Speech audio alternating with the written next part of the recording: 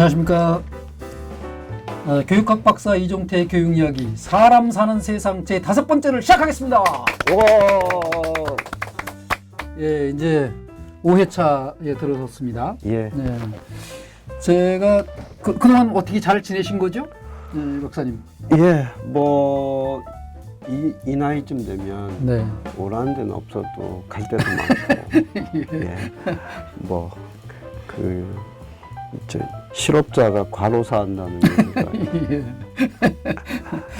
예, 이종태 박사님, 지난번에 이제 어디 곡성의 별채처럼, 별장처럼, 네. 별장처럼 이용하시는 남의 집이지만, 네. 예, 그런 데가 있으시다고 말씀하시는 거 들었고, 부러웠어요, 좀.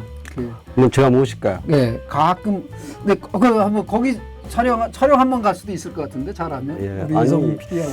적어도 겉보기에는 그림 같은 집이에요. 아, 예. 그 한번 일정을 잡아서 가보는 거로 하고. 예. 이제 오늘은 이제 학부모님들한테 이제 하고 싶은 말씀을 한번 제가 부탁드렸고, 오늘 학부모님들이 바뀌기 정말 어려울 텐데, 그리고 이 박사님이 한두 번 뭐 몇 가지 조언한다고 그래가지고 학부모님들의 마음이 다 바뀌지는 않을 거고요. 그렇겠지만 그래도 교육의 핵심은 아마 학생들일 테지만 주인은 학부모님들이 많이 바뀌셔야 되지 않을까 하는 생각도 좀 있어서. 예, 저도 절실하게 생각합니다. 네. 어쨌든 하여간 자유롭게 학부모님들한테 선택권은 뭐 학부모님들이 있으시지만 그거를 조언해 주시는 것은 또 하실 수 예, 있을 되게 것 같아요. 많은 분들이 이제 네. 저 같은 교육학자들이 하는 얘기를 네. 어떻게 바라보면 딱 팔짱 끼고 그래 너는 뭐 이것저것 아니까 그렇게 얘기할 텐데 현실이 그렇지 않아 이렇게들 보시는 분들이 직접 대고 이 박사님한테 그렇게 얘기하시는 사람들이 있나 본데 정확하게 하시는 거 보니까. 뭐 그래도 눈치가 있으니까요. 근데 저는 이제 그런 현실을 모르는 바는 아닌데 네. 그 현실이라고 생각하는 것이 정말 올바른 인식이냐라고 할 때 저는 아니라는 말씀을 제가 의도 맞더라도 저는 또 한 번 말씀을 드릴 수밖에 없고 예. 뭐 그런 뭐 좀 잘 맞지 않는다고 생각하셔도 좀 들어주시면 네, 꼭 끝까지 좀 들어봐 주시고 예. 한 20분 정도 걸리는 거니까. 예.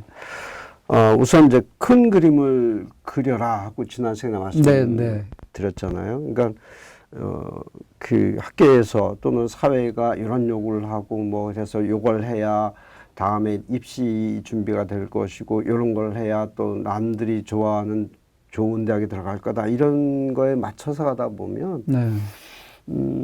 결국 나중에 이제 대학 나와서 딱 이제 뭐 남들이 또 부러워할 만한 대학 나왔으니까 내 인생은 보장됐겠지. 네. 근데 실제로 보세요. 지금 뭐 네. 우리나라 대학생들의 취업률이 얼마나 되죠? 모르겠는데 숫자는. 뭐 저도 지금 오늘 통계를 가지고 나오지는 않았습니다만은 네. 지금 뭐 대기업들의 공채 시험이 없어진 지가 네, 그래요. 수시 채용으로 다 바뀌고 예. 안 하고 몇 년째. 그 다음에 뭐 사실 신규 채용이 거의 없어져 버렸고요. 네. 지금 우리나라 기업들은 대개 다 세계에서 로봇 그러니까 산업용 로봇을 사용하는 비율 치면 세계에서 1등이잖아요. 1등도 조금 차이 난 1등이 아니라 월등한 1등. 그래요? 그러니까 사람을 안 뽑고 그냥 로봇에게 시키는 거군요. 그렇죠. 그러니까 이 얘기는 앞으로 갈수록 특히 인공지능이 발달하면 발달할수록 취업 자리가 줄어든다는 얘기인데 물론 뭐 학계에서 AI가 발달하는 것이 정말 일자리를 절대적으로 줄이냐 새로운 일자리를 많이 만들어낼 수도 있다는 반론도 만만치 않지만 지금까지 나타난 결과를 보면 일자리가 급격하게 줄어드는 거는 어쩔 수 없는 상황이고요. 사실 그것 때문에 나온 게 그 기본소득 개념이었어요. 사실. 그렇죠. 그 얘기는 이제 또 다른 주제지만 예. 이런 상황에서 현실적으로 지금 대학교를 뭐 남들이 말하는 뭐 인류 내지는 뭐 주요 대학 나와도 네. 취업률은 굉장히 바닥이고 네, 네. 이런 상황에서 언제까지 우리가 대학 입학을 향한 그 열망을 가지고 갈 거냐 이런 관점인데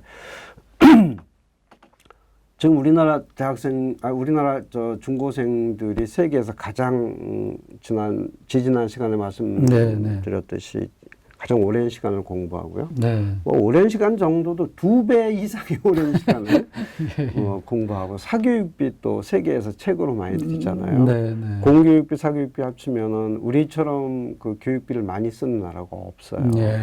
그런데도 우리나라 아이들이 가지고 있는 능력은 지난 시간에 얘기했듯이 그냥 주어진 역할에 충실하거나 네. 정답만을 찾는 공부를 할 뿐 창의력이 가장 낮은 바닥이고 또 현실적으로 취업도 안 되고 그럼 결국 우리는 방향 전환을 생각한다면 대학에 들어가는데 목표를 세울 것이 아니라 대학을 나와서 우리 아이들이 세상을 살아갈 수 있는 능력을 어떻게 제대로 길릴 거냐 쪽으로 가야 되잖아요. 대학을 안 나오더라도 그렇죠. 그런 것까지. 결국은 이제 그 얘기는 뭐냐면 대학을 들어가고 안 들어가고 하는 문제에서 우리가 좀 자유로울 수 있으면 좋겠다.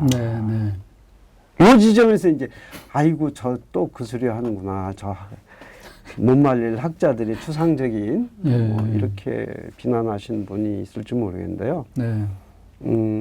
저는 이제 좀 현실적으로 보자는 얘기예요.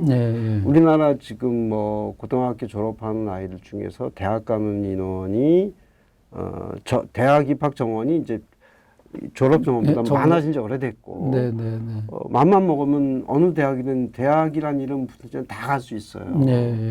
근데 대학생들이 졸업하고 취업률이 지금 뭐 50% 남짓 될까 말까 하는 생각. 근데 취업을 했다고 해도 정말 만족스러운 직업을 얻는 아이들이 굉장히 적잖아요. 그리고 취업한 아이들이 평생 직장이 보장되는 게 아니죠. 그렇죠. 이제 극소수 공무원, 뭐 교사, 경찰, 소방 공무원 하는 사람들은 뭐 잘못하지 않으면 이제 평생 정년까지 될 가지만 수는 있는데, 근데 그게 행복할까요? 지금 교사들조차도요. 지금 뭐 수입이나 여러 가지를 볼 때는 최고의 어떤 수준에 이르렀지만 교직에서 정말 주관적으로 만족감을 느끼는 교사들 이렇게 많지 않습니다. 이런 걸 보면 정말 아이들이 미래 사회, 우리가 흔히 말하는 4차 산업혁명 시대, AI 시대, 뭐 그 빅데이터 시대에 우리가 좀 아이들이 잘 행복하게 살아갈 수 있도록 하려면 뭘 해야 되느냐. 또 하나 미래학자들이 뭐 무수히 기가 아프게 듣는 얘기지만 지금 우리 청소년들이 앞으로 성인으로 살아갈 시대에 갖게 될 직업은 현재는 존재하지도 않는 직업이 60, 70% 된다. 그러니까 앞으로 20, 30년 후에 우리 아이들이 취업할 그 자리 중에 지금 우리가 알고 있는 직업은 30%밖에 안 된다. 없어질 직업들이 현재 있는 직업 중에 없어질 직업들도 많고 그게 절반 이상이 된다는 거잖아요. 그럼 아이들은 뭘 대비해서 지금 미래 자기 먹고 살 거를 대비를 해야 됩니까? 그러니까 부모님들이 자기 생각으로 법대, 의대, 뭐 그러니까 판검사, 뭐 아니면 의사 이런 직업을 막 선호하는 것 그런 시대에 살았으니까 부모 세대는 그렇지만 그런 현재 존재하는 직업들은 사라지고 우리는 상상도 못하던 뭔가 새로운 직업들인데 이거는 아이들이 세상을 보는 큰 그림 속에서만 보이는 거지 실제로는 어른들이 정말 심어도 늦은다고 해서 될 게 아니다. 그러니까 지금 학교에서 우리 아이들이 미래에 살아갈 수 있는 능력을 길러주기 위해서 뭐 열심히 가르친다. 뭘 가르치는데 지금 우리 교사나 또 학자들이 미래에 대해서 뭘 안다고 우리 아이들에게 미래에 살아갈 수 있는 능력을 가르쳐준다. 자기도 모르면서 가르쳐 주나요. 예. 이거를 흔히 소경이 소경을 인도한다. 그런 예. 뜻이잖아요. 예. 입시 경쟁은 정확하게 소경들끼리 말하자면 코끼리 쓰다듬는 경쟁을 하는 거예요. 근데 이제 또 엉뚱한 데로 나갈 것 같긴 한데 소경이 소경을 인도한다 이게 성경에 나오는 이야기긴 한데 이거 이 얘기를 계속 쓰면 이제 요새 또 시각장애인이라는 용어가 나왔기 때문에 또 장애인 비하로다 또 오해받을 수 있으니까. 그런가요? 네네. 예, 그렇습니다. 그래서 뭐 전혀 그런 의도는 네, 그렇죠. 의도는 아니더라도 이제 용어 가지고 또 그거가 또 문제가 삼는 분들도 계시기도 맞아요, 하고. 맞아요. 예, 예. 예. 뭐 그런 식으로 들렸다면 이제 사과드리고. 네.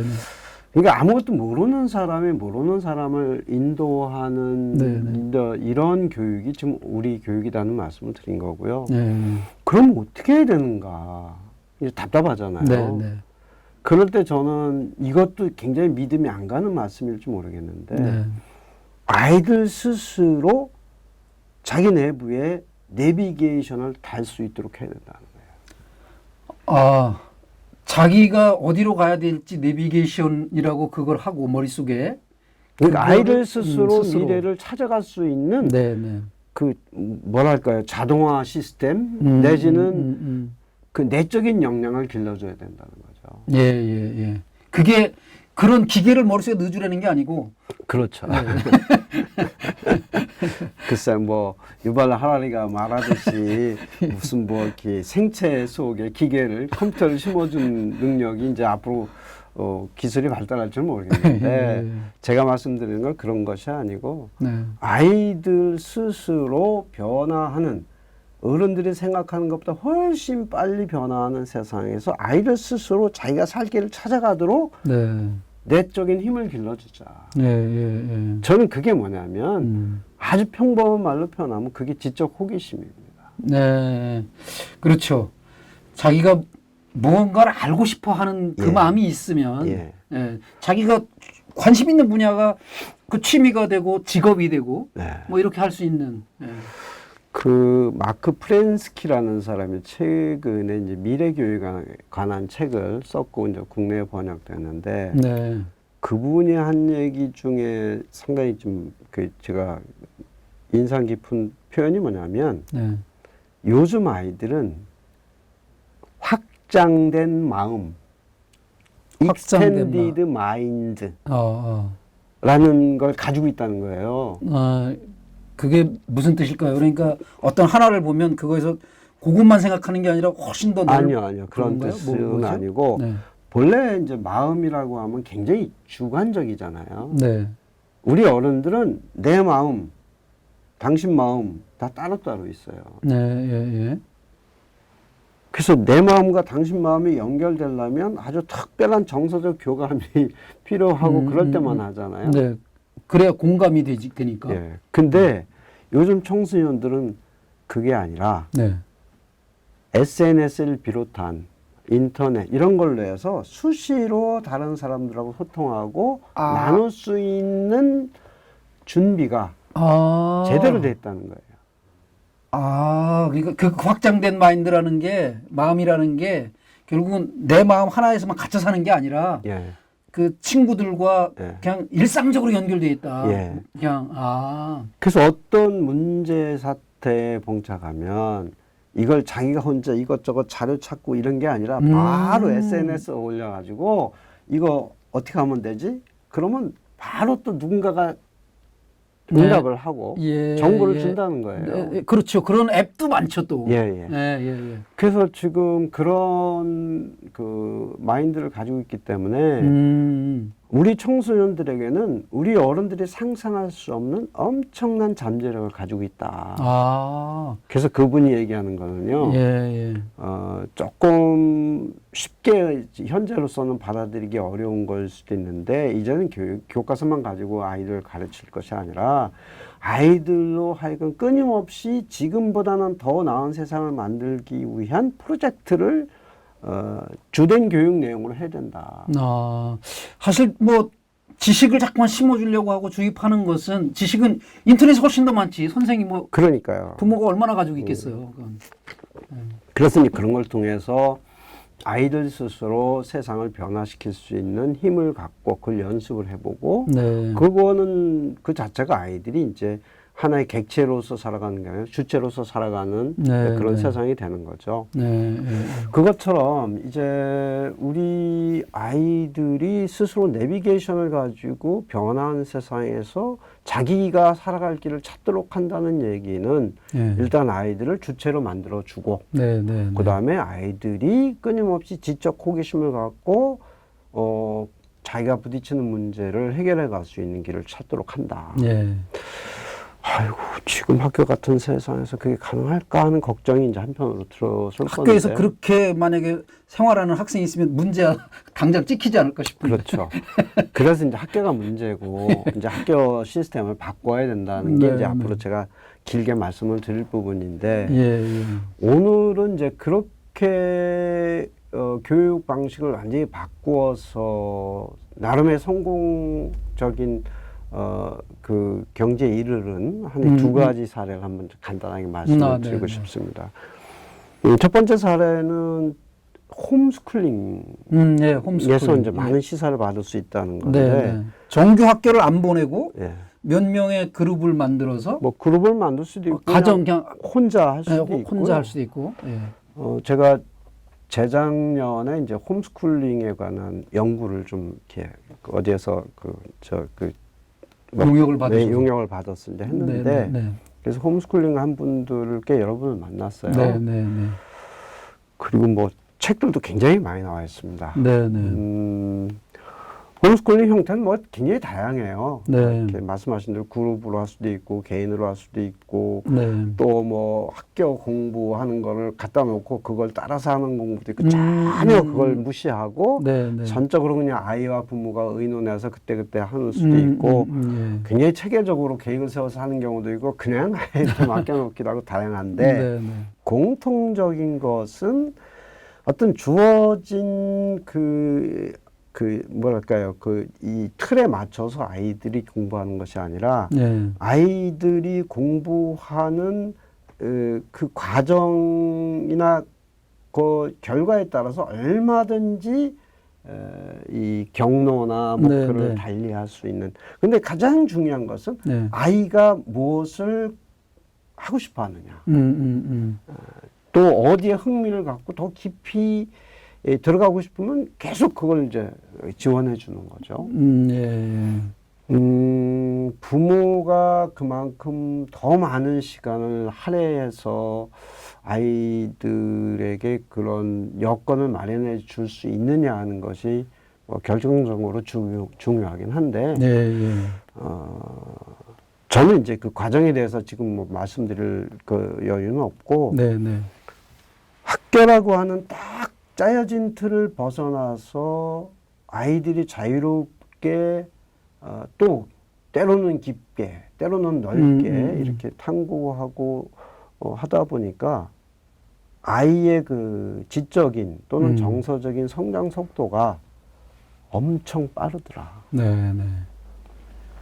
그러다 보니까 아이들이 우선 스트레스 안 받으니까 행복하고, 네. 그러니까 청소년기 한 5, 6년 지나는 시간이 학교에서 받는 스트레스 이 전혀 없이 하니까 굉장히 행복하다. 네, 네. 물론 나름으로 이제 혼자 하다 보니까 애로운 것도 있고, 네. 뭐 정보를 여기저기서 알려주는 사람은 없으니까 좀 불안한 점도 있고 네, 그런 건 네. 있습니다만 정서적으로는 하여튼 전반적으로 행복한 청소년기를 보낸다. 네, 네.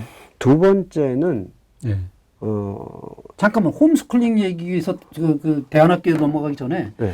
홈스쿨링은 이제 시청하시는 분들 중에 맞벌이 하시는 분들도 자녀 교육에 관심이 있어서 어떻게 하면 검색하다가 들어와서 보시는 분들도 계실 텐데 그런 분들 내가 어떻게 나는 지금 밥벌이 하기도 힘들어 죽겠는데 자녀들을 직접 집에서 어떻게 교육을 못 하잖아요. 그런 한계가 있다는 말씀을 지금 드렸고요. 네네. 근데 이제 만약 그룹으로 한다고 하면 네, 맞벌이 네. 하면서도 이제 할 수 있는 부분이 난 있을 것 그룹, 같고요. 네, 홈스쿨링을. 예. 지금 이제 그 홈스쿨링 하는 분들끼리 서로 이렇게 연결해서 예, 예, 하는 부분도 있고 그런데 저 홈스쿨링 홈스쿨링을 장려해서 말씀드리는 건 아니고 네, 네. 이제 우리 학교 교육과 비교했을 때 홈스쿨링이 어떤 장점을 갖느냐는 말씀을 드리는 건데 네, 네. 결국 학교 교육을 받으면서도 부모가 스트레스를 안 주고 아이가 정말 자기가 좋아하는 거를 마음껏 할 수 있도록 최대한으로 배려를 해준다면 네, 부분적으로 홈스쿨링과 같은 효과를 낼 수 있다는 말씀을 드리는 겁니다. 아, 예, 예, 예. 그러니까 하여튼 그런 점에서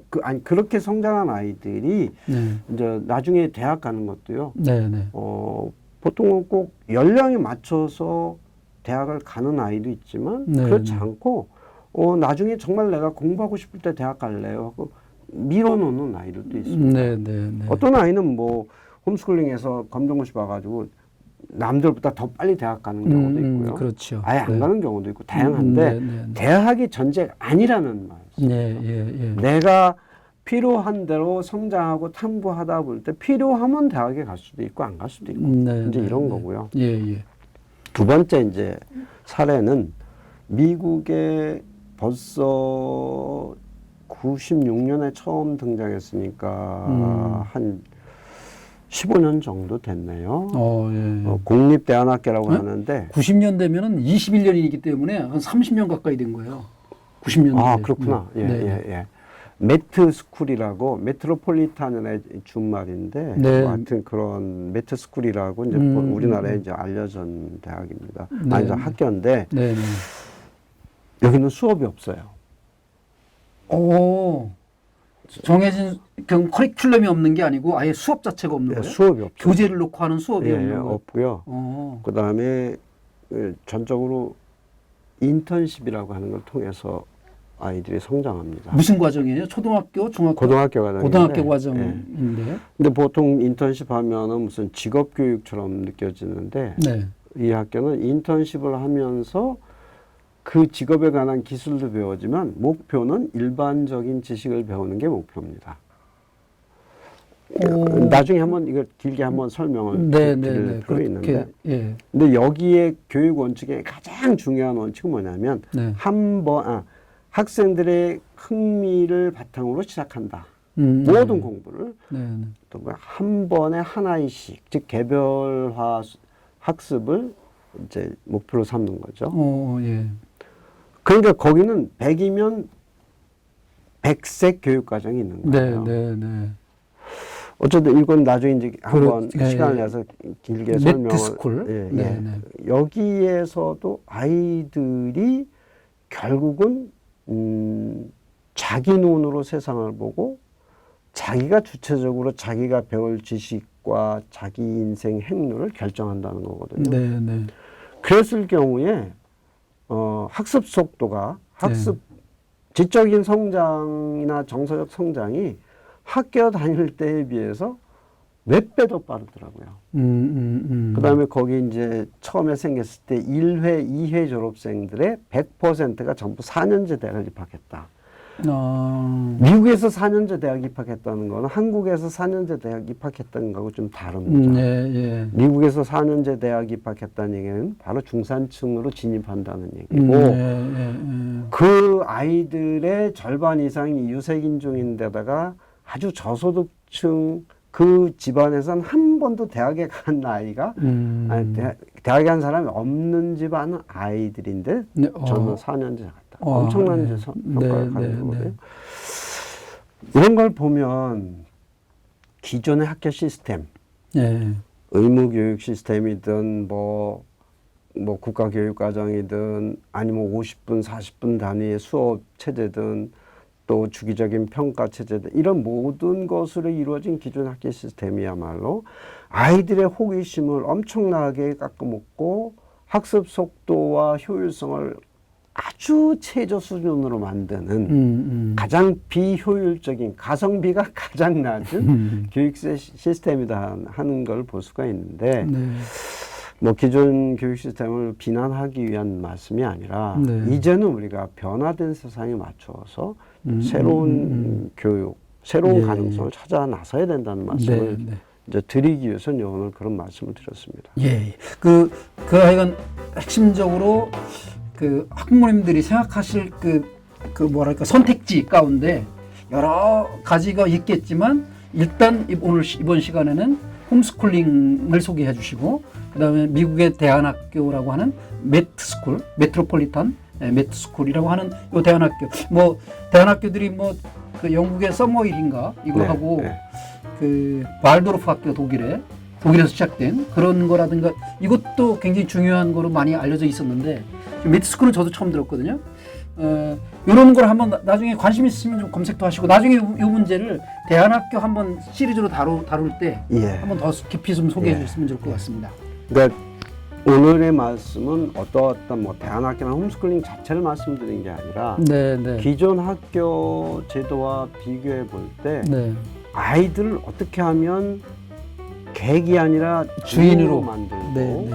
아이들 스스로 엄청나게 빠르게 변하는 미래 사회 속에서 스스로 내비게이션을 장착해서 자기가 살 길을 찾아가도록 만들 수 있는 네. 원초적인 힘을 길러주느냐. 길러주는 게 뭐냐? 예. 그게 뭘까? 고민하는 것 중에 이제 얘기를 들어주는 것이죠. 그런 거죠. 그래서 아이들에게 지적 호기심을 갖도록 해줘라. 네. 평생 배움에 대한 열정을 어떻게 하면 가질 수 있도록 할 거냐. 예. 이 부분이 미래 내비게이션입니다. 이런 네. 말씀입니다. 네. 그 학부모님들께서 고민하시는 여러 가지가 있을 텐데 그 중에 혹시 오늘 말씀이 도움이 됐으면 좋을 것 같고요. 나중에 뭐 다룰 문제가 엄청 많을 것 같아요. 그렇습니다. 예. 또 부모님들이 애들을 학교 보내려고 또 명문 고등학교 보내려고 하는 그런 게 다 나중에도 동문회의 도움을 받아야 된다 뭐 이런 것도 있고 그렇기 때문에 그 하여간 뭐 다양한 주제를 가지고 교육과 관련한 여러 가지 문제를 가지고 다룰 텐데 오늘은 자녀들을 주인으로 길러내는 역할을 할 때 부모님들이 선택할 수 있는 방향에 대해서 한두 가지 말씀을 예로 드려봤습니다. 지금까지 시청해주신 여러분들께 감사드리고요. 지금까지 교육학 박사 이종태의 교육 이야기 사람 사는 세상이었습니다. 시청해주셔서 고맙습니다. 고맙습니다.